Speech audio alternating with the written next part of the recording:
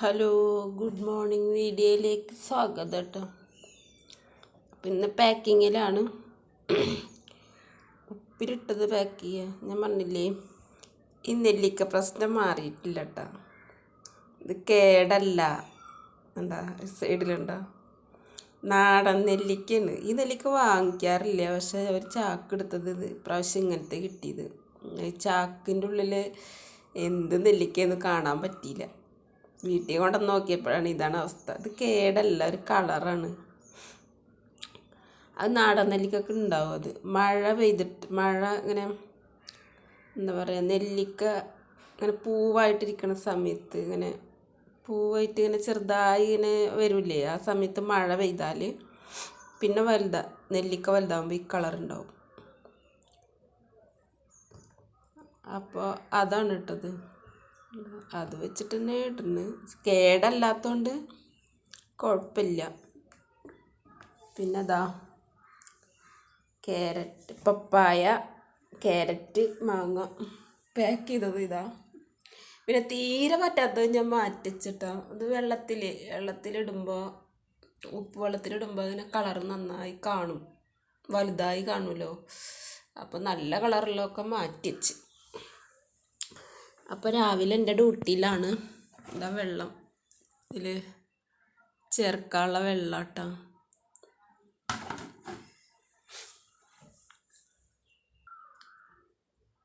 പിന്നല്ലേ, ഇന്നത്തെ ഒരു സംസാര വിഷയം എന്ന് പറഞ്ഞാൽ, ചില ആൾക്കാരുടെ ദുരിതങ്ങളില്ലേ, കഷ്ടപ്പാട്, ബുദ്ധിമുട്ട്, വിഷമങ്ങളൊന്നും ഒരിക്കലും മാറൂല.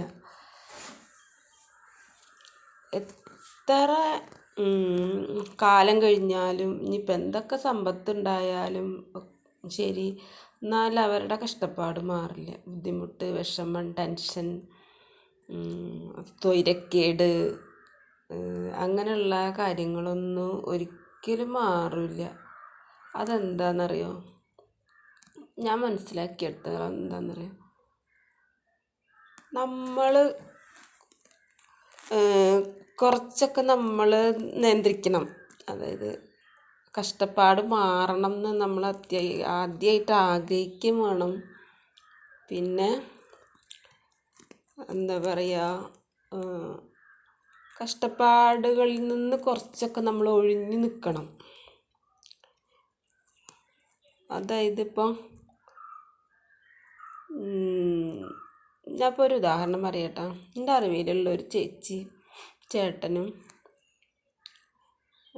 ഫ്രണ്ട്സായിരുന്നു കേട്ടോ. ആദ്യമൊക്കെ ആ ചേച്ചീൻ്റെ ഫ്രണ്ട്സായിരുന്നു, എൻ്റെ ജോലി സ്ഥലത്തുണ്ടായിരുന്നതാണ്.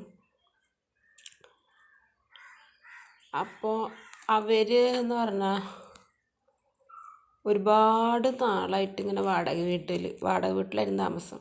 ഈ വാടക വീട്ടിൽ നിന്ന് ആ വാടക വീട്ടിലേക്ക്, ആ വാടക വീട്ടിൽ നിന്ന് ഈ വാടക വീട്ടിലേക്ക്, അങ്ങനായിട്ട് ഈ വാടക വീട് മാറുമ്പോൾ എന്തോ ഒരു കൊല്ലം താമസിച്ചാൽ അപ്പോൾ അവരോടൊന്ന് മാറാൻ പറയും മുതലാളിമാർ. അങ്ങനത്തെ ഒരു സംഭവമുണ്ട് വാടക വീടിൻ്റെ കാര്യം. അങ്ങനെ ഒരു കൊല്ലം താമസിച്ച് കഴിഞ്ഞാൽ ഒന്നുകിൽ അവർ വാടക കൂട്ടി ചോദിക്കും, പറയും അവർ വിൽക്കാൻ പോകാമെന്ന് പറയും, അല്ലെങ്കിൽ കുറച്ച് പാച്ച് വർക്ക് ഉണ്ട് എന്ന് പറയും. എന്തെങ്കിലുമൊക്കെ പറഞ്ഞ് നമ്മളവിടുന്ന് ഒഴിവാക്കിയിട്ട് അവർ വേറെ ആൾക്കാർക്ക് കൊടുക്കും. ഒരു കൊല്ലം ആരും കൊടുക്കും. അതേ സമയത്ത് ക്വാർട്ടേഴ്സാണെങ്കിൽ നമുക്ക് കുറേ കാലം താമസിക്കാൻ പറ്റും. നമുക്ക് കറക്റ്റായിട്ട് വാടക കൊടുക്കുകയെന്നുണ്ടെങ്കിൽ ഒരു കാലത്ത് മാറേണ്ടി വരില്ല, അവിടെ തന്നെ അങ്ങനെ താമസിക്കട്ടെ. പക്ഷെ വീടുകളാകുമ്പോൾ നമ്മൾ എത്ര കറക്റ്റായിട്ട് വാടക കൊടുത്താലും എത്ര നീറ്റായിട്ട് നോക്കിയാലും അവരന്ന് കുറച്ച് കഴിയുമ്പോൾ, ഒരു വർഷം കഴിയുമ്പോൾ അവർ മാറാൻ പറയും. അങ്ങനെയുണ്ട്. അപ്പം ഇങ്ങനെ ഈ ഒരേ വാടക വീട്ടിൽ നിന്ന് ഈ വാടക വീട്ടിൽ നിന്ന് അങ്ങോട്ട്, ആ വാടക വീട്ടിൽ നിന്ന് ഇങ്ങോട്ട്, നമുക്ക് ഒരാഴ്ച അല്ലെങ്കിൽ ഒരു 4 ദിവസം നമ്മളെ വീട് പൂട്ടിച്ചിട്ട് നമ്മൾ എവിടെയെങ്കിലും പോയി നമുക്ക് വന്നു കഴിഞ്ഞാൽ ആ വീട്ടിൽ പിന്നെ അവിടുത്തെ പണികൾ നമ്മൾ ഒരു മാസം ചെയ്താലും തീരില്ല. അതിരി കച്ചറായിട്ടുണ്ടാവും. അതേപോലെ സാധനങ്ങൾ ഒതുക്കാനും തുടക്കാനും വിൽക്കാനൊക്കെ ഇഷ്ടം പോലെ ഉണ്ടാവില്ലേ. അപ്പോൾ ആ സമയത്ത് ഒരു വീട്ടിൽ ഒരു കൊല്ലം താമസിച്ചിട്ട് അവിടെ നിന്ന് എല്ലാ കെട്ടും കിടക്കയും പാത്രം ചട്ടിയും കലമൊക്കെ വെച്ച് മറ്റൊരു വീട്ടിൽ പോവാന്ന് പറഞ്ഞാൽ എന്തൊരു കഷ്ടപ്പാടായിരിക്കും, ആലോചിക്കാൻ പോലും വയ്യ. അത് അവിടെ നിന്ന് എടുത്ത് അപ്പുറത്ത് കൊണ്ട് സെറ്റ് ചെയ്യണ്ടേ. അപ്പോൾ ഇവിടെ നിന്ന് എടുക്കാൻ തന്നെ ഒരു മാസം എടുക്കും. പിന്നെ അത് അവിടെ കൊണ്ട് സെറ്റ് ചെയ്യാൻ തന്നെ ഒരു മാസം എടുക്കും. അങ്ങനെ ഇവിടെ നിന്ന് വലിച്ച് അങ്ങോട്ട്, അവിടെ നിന്ന് വലിച്ച് ഇങ്ങോട്ട്, അങ്ങനെ ആയിട്ട് ഓരോ ബുദ്ധിമുട്ടിൽ ആ ചേച്ചിയും ചേട്ടനും കഷ്ടപ്പെട്ടിരുന്നു. 2 കുട്ടികളുണ്ടായിരുന്നു. അതിലൊരു മോൻ കല്യാണം കഴിച്ച് ഒരു മോളെയും കല്യാണം കഴിച്ച് കൊടുത്ത്. പക്ഷേ അതൊക്കെ ഒരു വ്യത്യസ്ത അനുഭവങ്ങളാണ് 2 മക്കളുടെ അവസ്ഥകൾ.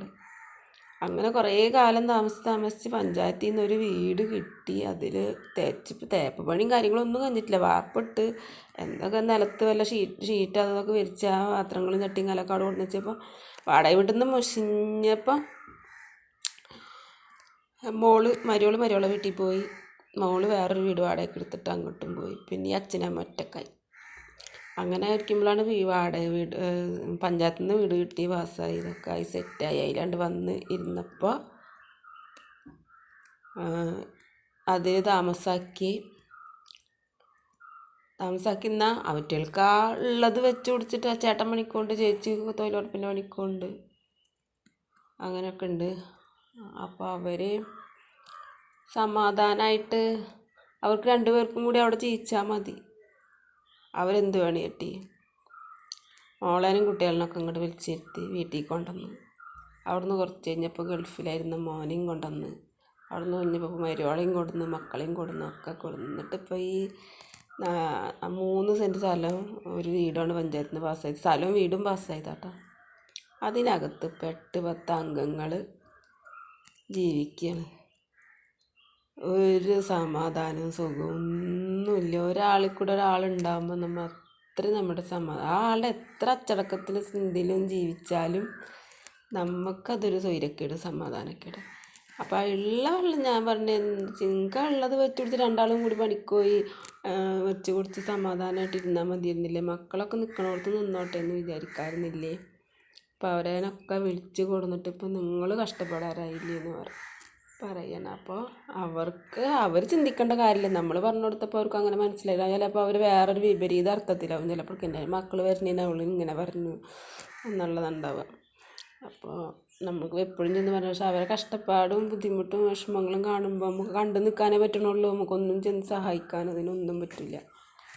അപ്പോൾ ആ ചേച്ചിക്ക് പണിക്കൊന്നും പോകാൻ പറ്റില്ല. 2 കുട്ടികൾ സ്കൂളിൽ പോകണവരുണ്ട്. അങ്ങനെയുള്ള ഓരോ നൂലാമാലകളൊക്കെ ഉണ്ട്. ചേട്ടൻ മാത്രം പോയി കൊണ്ടുവരണം, പണിക്ക് പോകണം. അങ്ങനെയൊക്കെ ഉള്ള ഓരോ കഷ്ടപ്പാടുകൾ. അപ്പോൾ അതൊക്കെ അവരായിട്ട് വരുത്തി വെച്ച് അത് നമുക്ക്, അല്ലെങ്കിൽ ഇപ്പോൾ അവർക്ക് ചിന്തിച്ചാൽ മതി. ഇത്രയും നാളും വാടകപ്പരയെന്ന് ഒരു വാടകപ്പരയെന്ന് അപ്പുറത്തെ വാടകപ്പര പോയി അങ്ങോട്ട് പോയി ഇങ്ങോട്ട് പോയി ദുരിതടിച്ച് ശുദ്ധതടിച്ച് ഇങ്ങനെ ഇരിക്കാൻ, സമാധാനമായിട്ട് ഇരിക്കാൻ ഒരിടം കിട്ടി. അത് വാടക കൊടുക്കാൻ ആ സമയത്ത് കൊടുക്കാനില്ലാണ്ടാകുമ്പോൾ അതിൻ്റെ വിഷമങ്ങൾ, കറക്റ്റായിട്ട് ആ സമയത്ത് വാടക കൊടുക്കണ്ടേ? 5000 ആയാലും 4000 ആയാലും കൊടുക്കണം. കറണ്ട് ബില്ല് വേണം, അതൊക്കെ വേണം. ഇതിപ്പോൾ വാടക ഒന്നും കൊടുക്കണ്ടല്ല. ആ വാടക കൊടുക്കണ കാശ് മതി അവർ 2 ആൾക്കും ഭക്ഷണത്തിനും അവിടുത്തെ വീട്ടുകാര്യങ്ങൾക്കൊക്കെ ഉള്ളത് വെച്ച് പിടിച്ച് 2 ആൾ കൂടി സമാധാനമായിട്ട്. മക്കൾ കുഞ്ഞു മക്കളൊന്നുമല്ലല്ലോ, അവരൊക്കെ ഭാര്യയും മക്കളും കുടുംബമൊക്കെ ഉള്ള ആൾക്കാരല്ല, ആയ ആൾക്കാരല്ല. അവരോടെയൊക്കെ പോയി ജീവിക്കട്ടെ എന്നേ. ഒരു എവിടെയെങ്കിലൊക്കെ ജോലി എടുത്തിട്ട് അവിടെ പോയി ജീവിക്കട്ടെ. അവർക്ക് ആവതുള്ള കാലം വരെ ഒറ്റക്കായാലും വേണ്ടില്ല വെച്ചിട്ട് അങ്ങനെ ജീവിച്ചാൽ മതി. ഇപ്പം എന്തായി, വാടകപ്പേരനാട്ടിയും ഭയങ്കര കഷ്ടപ്പാടാണ്. കാണുമ്പോൾ വിഷമം തോന്നും ചെയ്യും. പറയാനൊന്നും ഒട്ട് പാകവുമില്ല. അങ്ങനത്തെ എനിക്കാണെങ്കിൽ കുട്ടികൾ കഷ്ടപ്പെടുക, അതേപോലെ പ്രായമായ ആൾക്കാർ കഷ്ടപ്പെടുക എന്നൊക്കെ പറയുമ്പോൾ എനിക്ക് ഭയങ്കര വിഷമം. അത് കണ്ടു നിൽക്കാൻ പറ്റില്ല. എന്നാൽ എന്തെങ്കിലും പറഞ്ഞാൽ അത് അവർക്ക് ഇഷ്ടപ്പെടുമോ? അതുമില്ല. അപ്പോൾ അങ്ങനത്തെ ഒക്കെ അവസ്ഥ. അങ്ങനെ ചില ആൾക്കാരൊക്കെ അങ്ങനെ ഉണ്ട്. അങ്ങനത്തെ ആൾക്കാരുടെ ദുരിതങ്ങളൊന്നും ഒരിക്കലും മാറില്ല.